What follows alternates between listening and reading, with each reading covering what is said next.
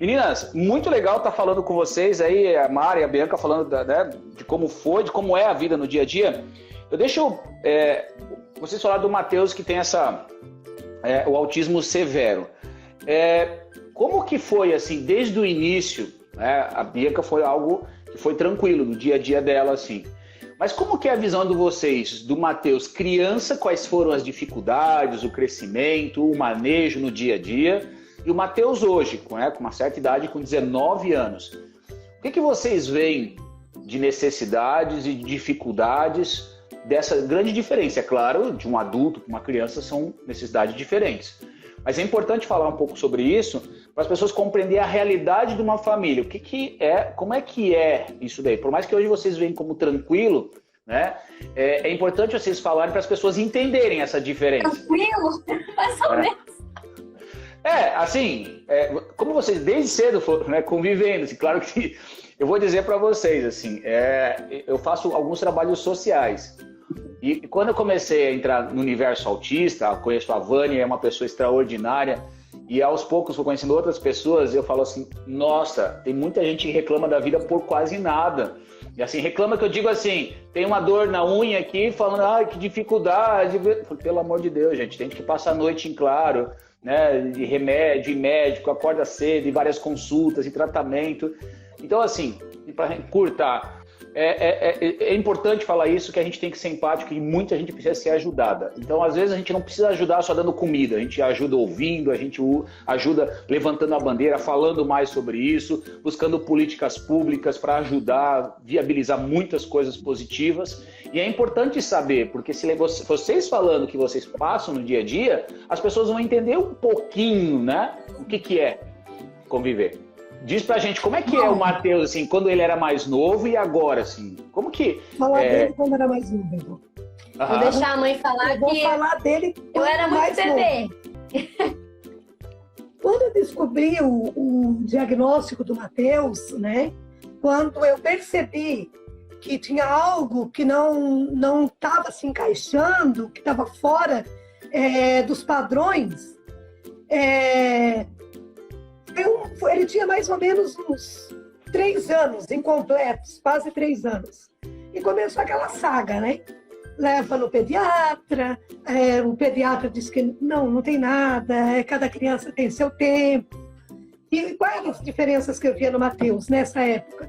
O Matheus, ele se tornou, ali próximo dos 3 anos de idade, ele já se tornou uma criança agressiva, né?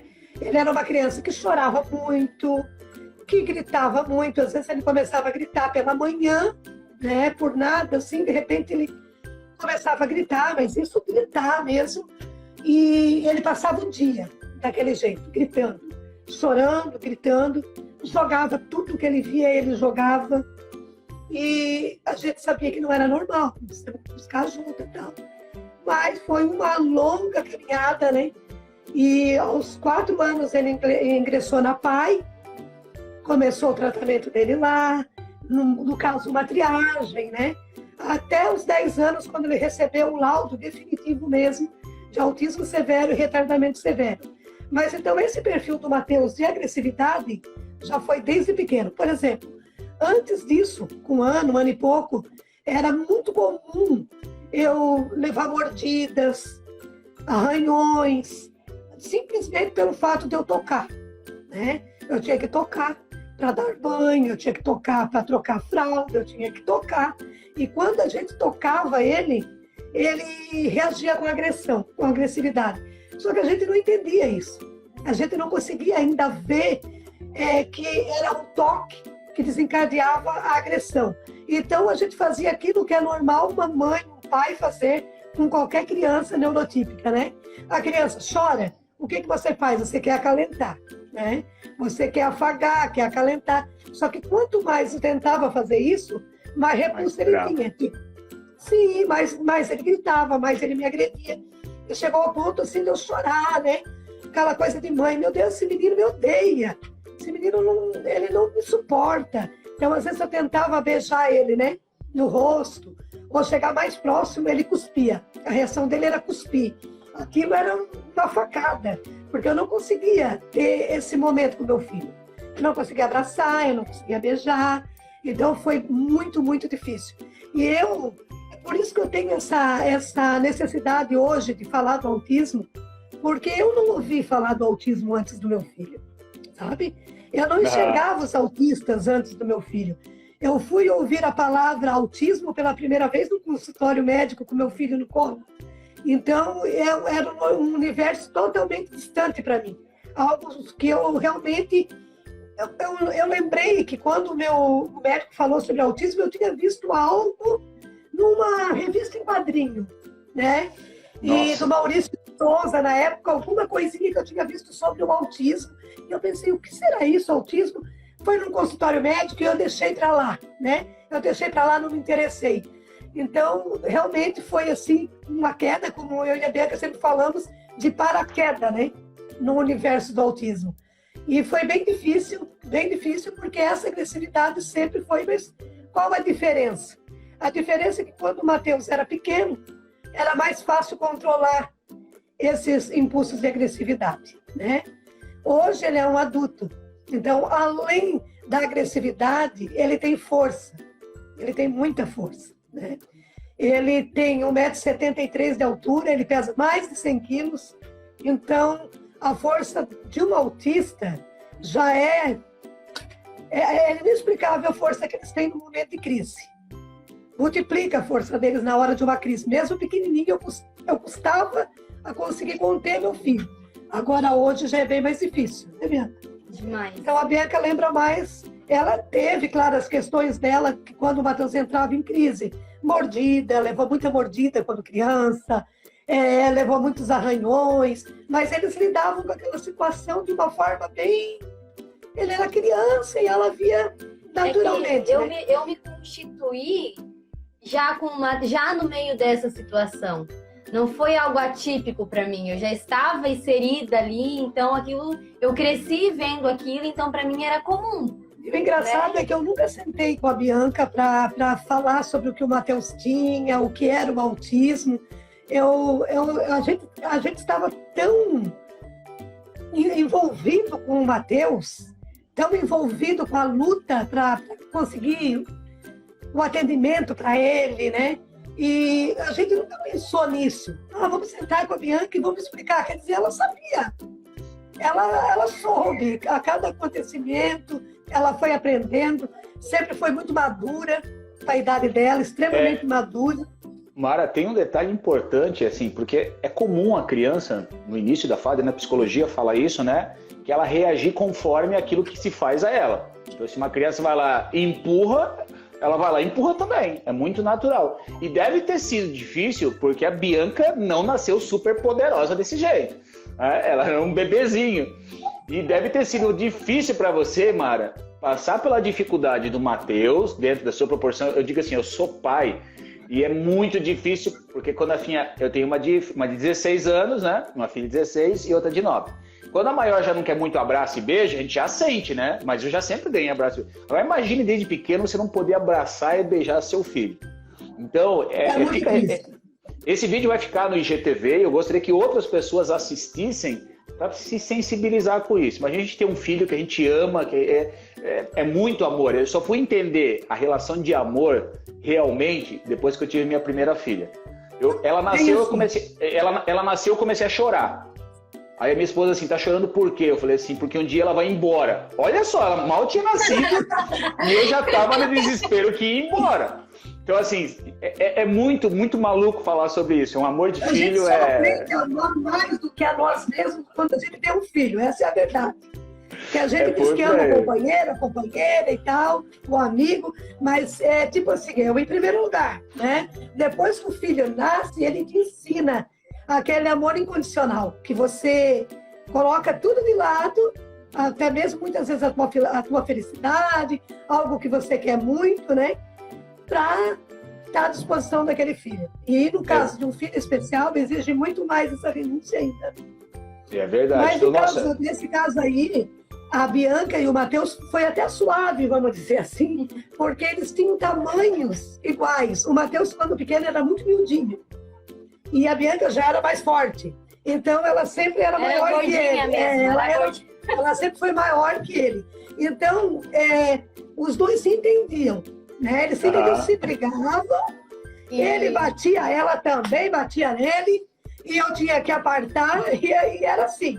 Foi uma relação normal de irmão. Normal de criança, Só que assim, criança normal, né? Só que eu lembro, assim, pra ser bem sincero, eu comecei a guardar lembranças do meu relacionamento com o Matheus ali depois dos meus 9 anos. Antes disso, dos 10 anos por aí, antes disso eu não lembro de nada da minha relação com ele. Meio que um bloqueio. Mas eu mostro pra ela pelas fotos, né? Que a relação dela com ele era incrível. Apesar dela brigar com ele como se briga com qualquer irmão e de ter aqueles tapas e tal, mas ela era super protetora. Mesmo sem saber ao certo, ter uma explicação do que acontecia com o irmão, ela tinha uma percepção incrível de que ele tinha diferenças dela, que ele precisava do cuidado dela. Então ela era extremamente cuidadosa. Tem fotos que eu mostro para ela empurrando ele no balanço que tinha na casa da avó. Eu sempre atrás dele. Ela sempre atrás dele. Ela não brincava com as outras crianças porque ela ficava cuidando dele o tempo todo. Às vezes a gente se preocupava com isso. Quando ela começou a ir para o colégio, a professora várias vezes pegou ela chorando em sala. Eu lembro de um episódio que a gente sempre foi muito envolvido com as questões da igreja, né? Eu lembro que em um certo momento, um certo dia, a gente ia ter um grande evento da igreja, ia ter muita gente, e o Matheus saiu correndo no meio do pessoal, assim, e invadiu uma cozinha que tinha onde eles iam fazer vendas de cachorro-quente, coisa assim. E eu lembro que eu corri atrás dele. E no que ele entrou, a mulher brigou com ele, repreendeu ele, né? E eu comecei a chorar, desesperada. Aí eu peguei ele pela mão, levei até a mãe e o pai. Eu tinha, acho que uns 8, 9 anos por aí. Eu entreguei ele pro pai e eu comecei a chorar. E a mãe veio, mas por que tu tá chorando? O que aconteceu? E eu desesperada porque a mulher tinha gritado com o Matheus. Era uma coisa assim, né? Ao mesmo tempo que eu brigava com ele, ninguém mais podia brigar. Aquela coisa de irmão, né? Só Sim. eu podia brigar com ele. E isso sim... mexeu muito com ela, a gente sabe disso, né? Só que a questão da agressividade, que tu perguntou a diferença, né? Na força, e assim, hoje a gente sente muito mais, porque, como a mãe falou, quando ele era criança, qualquer um segurava ele e conseguia conter ele.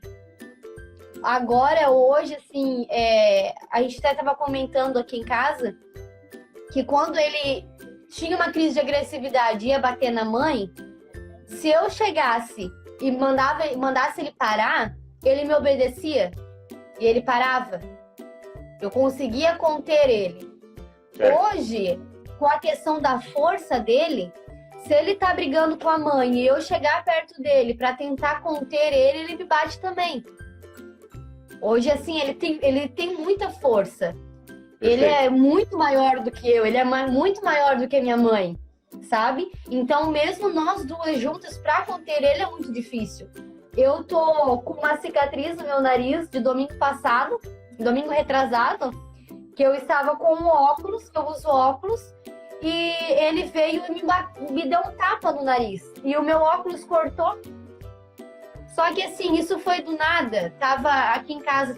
A minha mãe estava aqui, o meu namorado estava aqui em casa e do nada ele levantou e me deu um tapa e cortou. Na hora eu só perguntei meu óculos, porque é caro, né? A gente sabe que quando quebra um óculos para fazer de novo. E eu nem percebi que o meu nariz estava sangrando. Daí a mãe falou, Bianca, vai lá no banheiro que teu nariz está sangrando. Aí eu fui lá, limpei e tal, e eu tô com uma cicatriz. Então, assim, isso foi um tapa dele, né? Porque a força dele é muito grande. Então, a diferença maior tá na questão de conter ele. Quando ele tem uma crise de agressividade. Deixa eu fazer uma pergunta para vocês. Como que era o manejo verbal? Porque a gente sempre fala na contenção que a contenção física ela tenta ser a última coisa que a gente faz. Por quê? Pelo grau de dificuldade. Então, por exemplo, quando a gente faz o curso presencial, a gente faz assim, a gente pede que uma pessoa às vezes deite no chão e a outra só tente segurar. E a outra tenta sair, sem técnica nenhuma. E a gente vê o quanto é difícil segurar uma pessoa um para um. Indiferente, ele homem, mulher, tamanho, qualquer coisa. O quanto é difícil fazer isso, né? E isso porque a pessoa já está deitada no chão e a outra está no lado. Ninguém levou para o chão, ninguém derrubou nada. Então, já mostra o grau de dificuldade ali. Então, a gente, os poucos estudos que falam sobre a contenção física e material, fala que o manejo verbal, né, tentar conversar, trazer o paciente para a realidade, ainda é a melhor opção.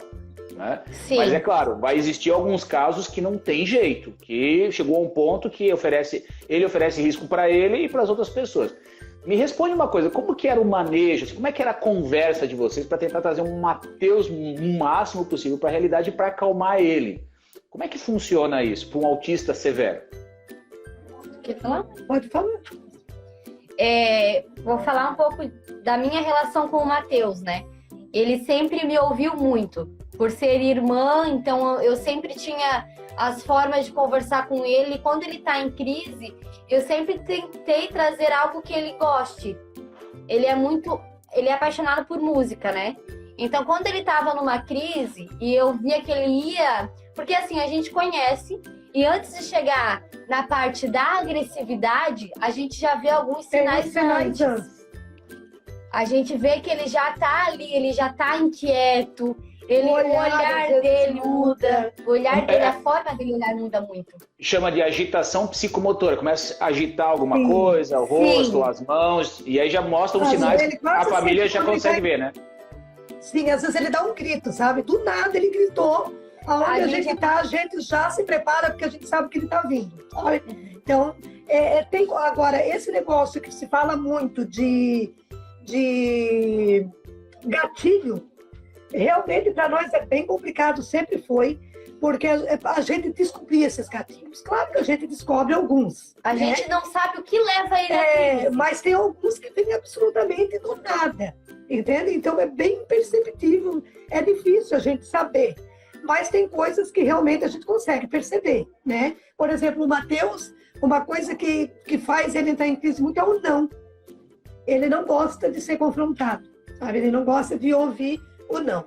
Então, se ele quiser pegar algo e você, com um jeito, você conseguir convencê-lo de que tem algo melhor, apresentar alguma coisa melhor, vai ser de boa. Agora, se a pessoa chegar e disser não e tirar, ele vai entrar em crise. Então, E agora também eu estou assim, com uma dificuldade bem grande com o Matheus, porque a gente tem que ter um cuidado como mãe, pai, familiar, porque para não deixar ser confundido, né, das crises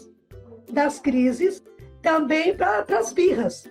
Ah, não tem birra? Tem. O Matheus, ele tem as birras dele, sabe? Também. Ele é um adulto.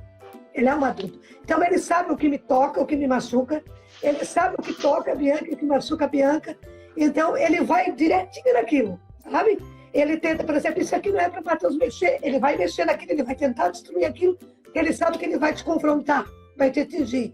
Então tem diferenças. Como irmão, ele é bem provocador. Bem provocador. Sabe? Ele me provoca muito, ele gosta de me cutucar, coisinha de irmão, assim, sabe? E ele faz isso sorrindo, sabe? Só que quando a gente percebe que realmente é uma crise, ele às vezes dá alguns sinais. Como a gente falou, né? A questão do olhar, a questão do grito. A gente tem sabe algumas até engraçado isso, tem algumas músicas específicas que quando ele canta essa música, a gente sabe que ele vai entrar em crise. Isso. A gente sabe que aquela música que ele tá cantando é um sinal de que ele já tá revoltado. Na verdade, é uma música que ele gosta e ele tá tentando usar essa música pra ele mesmo, ele vai embora pra ele poder se acalmar. Então ele tenta, então ele vem cantando e vem batendo em você ou derrubando e você sabe que ele tá numa crise. Então, quando a gente percebe isso, né? Eu sempre fui muito do Matheus, respira, olha aqui pra mãe. E ele faz. Respira comigo. Aí ele vem e respira junto comigo. Vamos ouvir uma música. Olha, vem ver que olha esse vídeo aqui, olha aqui o celular. Ele gosta muito de selfie, de tirar foto. Ele gosta de se ver, de se olhar no espelho. Vem cá, vamos ali na frente do espelho pra tentar trazer. Às vezes isso ajuda, às vezes não funciona. Às vezes não funciona. Não, e nessas vezes que não funciona, isso faz o quê? Uns 5 anos do quarto dele? Por aí. Uns 5 anos. a situação estava muito difícil, ao ponto que eu cheguei numa depressão, eu estava numa depressão profunda, porque eu não dormia, né? Eu não tinha um momento para me alimentar com calma. A Bianca estava estudando, era uma correria só. E o que acabou acontecendo é que a agressividade do Matheus estava no topo, assim, estava muito forte. E eu procurei a psiquiatra dele e mudanças de medicamento, muita mudança de medicamento, e ela disse para mim, olha, só tem duas formas de conter o Matheus. Ou vai ser a química ou vai ser a mecânica. Diz ela, mas eu não ia querer meu filho o dia inteiro numa camisa de força, né? Eu me negava ao fato de, não, eu vou prender meu filho, eu vou... E eu não conseguia. Essa ideia não... E ia para os medicamento, mas nada. O Matheus tem uma dificuldade muito grande com medicação. Ele começa numa medicação, aquela medicação começa até dar uma melhorada nele, a gente vê uma melhora significativa. Daqui a pouco... O organismo vai se acostumando rápido, com a medicação. Então... E foi uma fase complicada. E daí o que aconteceu? Eu me negava e todo mundo dizia para mim, não, você vai ter que dar um jeito de conter ele nesses momentos de crise. Botar uma grade na porta do quarto dele para esses momentos. Eu não queria. Só de estar lá eu já chorava. Eu dizia não, porque qual era o meu medo? Porque eu conheci uma família que tinha um filho assim, que tiveram que fazer esse tipo de contenção. E com o tempo eles não conseguiram mais trazer ele, sabe? Eles tiravam para dar banho e em 3, 4 e tinham que colocar o garoto de novo lá, porque não tinha mais condições dele conviver com a família. E eu me negava a isso. Mas foi num episódio de agressividade muito grande, ele jogou uma banqueta pesada de ferro e pegou na cabeça do meu pequeno, que abriu. E foi assim um momento bem difícil, bem tenso mesmo.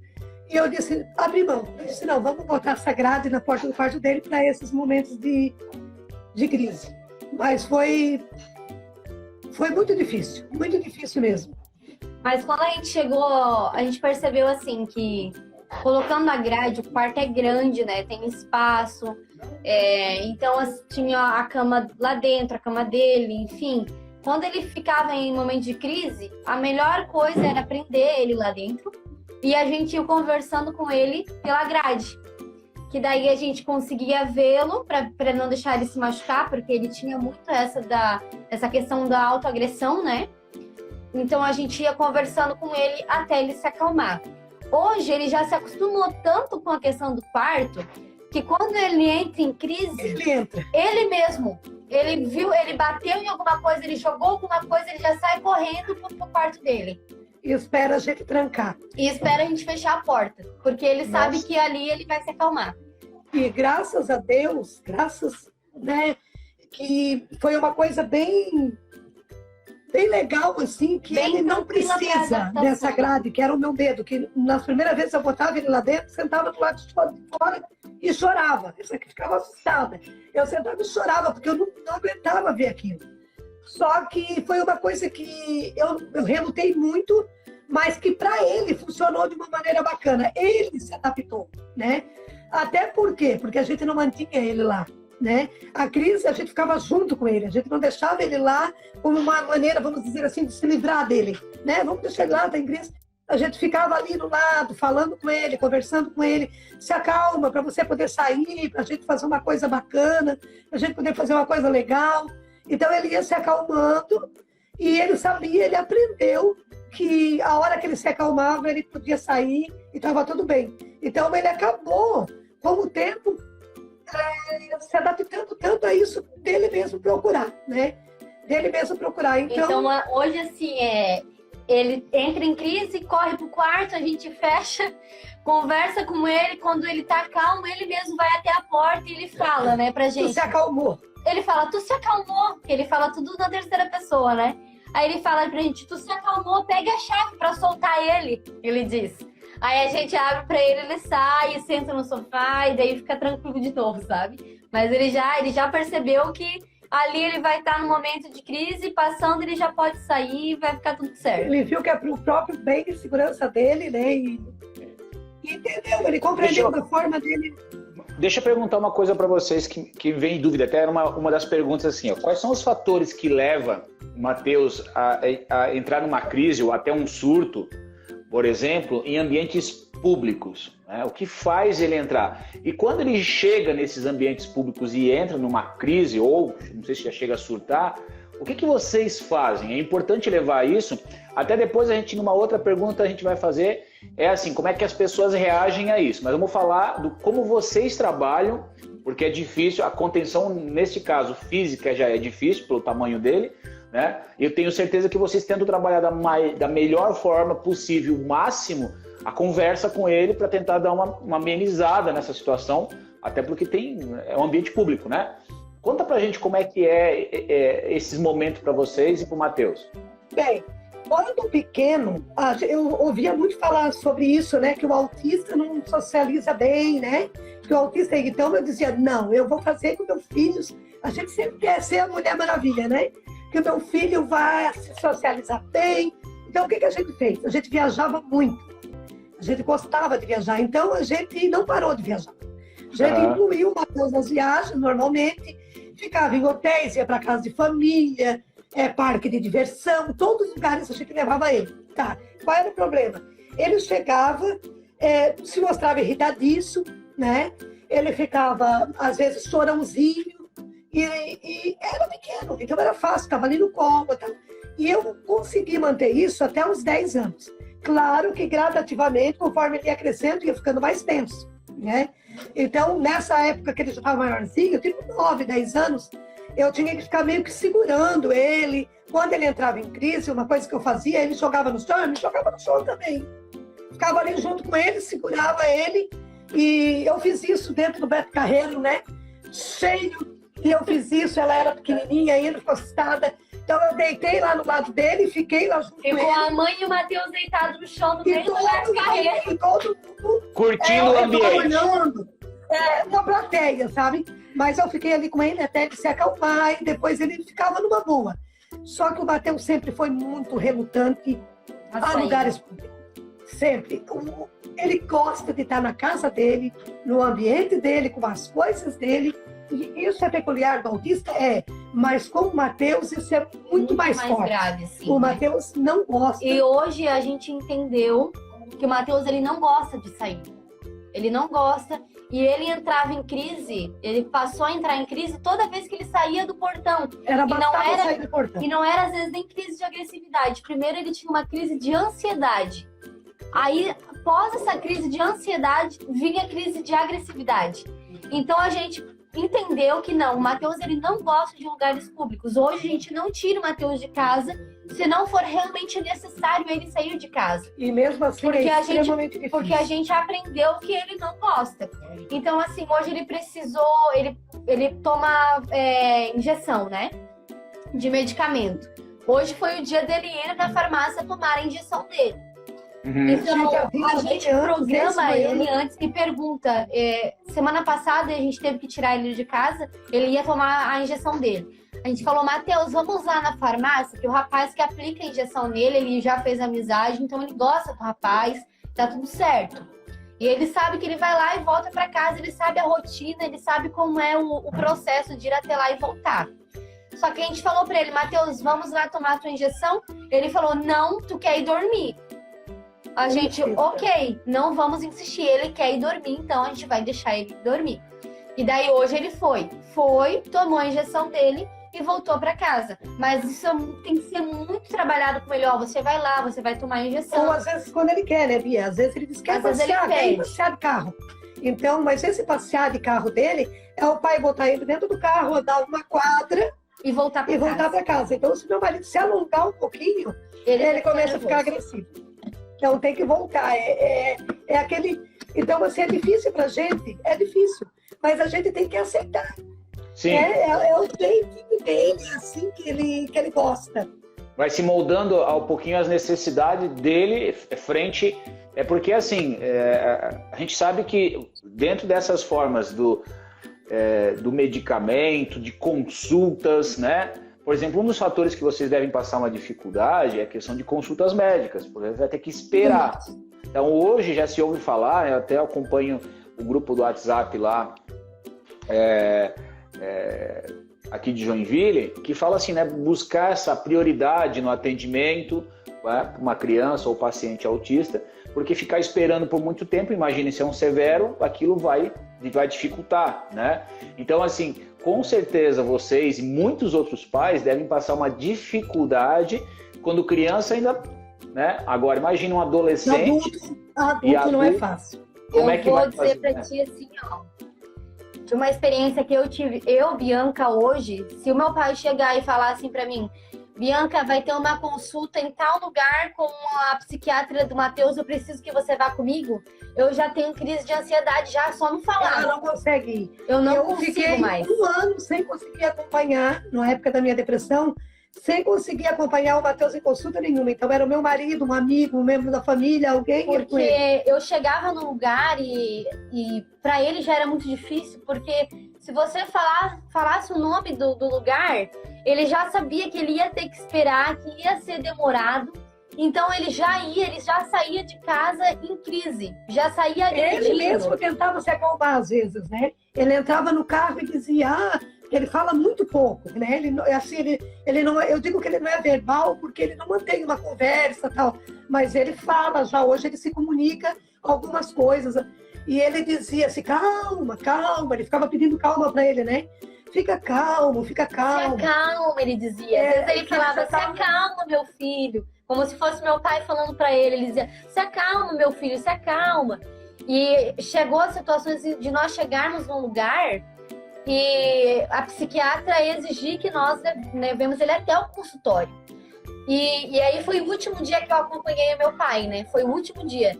Porque a gente tirou ele do carro e já tinha... Ela se atrasou 1h30, 1h40, a médica se atrasou. E quando nós tiramos ele do carro, eu dei a mão para ele e ele foi agredindo meu pai até o consultório. Quando o Matheus entrou no consultório, ele cuspiu na médica. E a médica, claro, na reação dela, né, ficou com nojo, óbvio, né? E ela levantou e ela ficou muito irritada e mandou tirar o Matheus do consultório médico. E o meu pai foi apanhando dele de volta até o carro. E daí meu pai voltou para a consulta sozinho e eu fiquei dentro do carro esperando o Matheus. E aí naquele meio tempo eu apanhei, eu tive que tentar acalmar o Matheus. E foi ali para mim, foi a gota 20 anos, né? São quase 20 anos, não é? Eu sempre acho que os profissionais, os lugares que atendem, eles teriam que ter uma... Eu acredito que o autista severo, como meu filho, ele devia ter atendimento domiciliar. Ele não deveria ser forçado a uma situação assim. Sabe? Entendi. Porque ele chega num ambiente desse, as pessoas não têm noção, mesmo os profissionais não têm noção do quanto é desgastante emocionalmente para a família. É desgastante. Eu quero mandar um abraço, muito obrigado a todos. Eu quero que vocês mandem, que infelizmente o tempo acabou. Mande um abraço a todos, por favor. Muito obrigado. Beijo, pessoal. Até a próxima. Muito obrigada. Vamos continuar. Um beijão. Muito obrigado.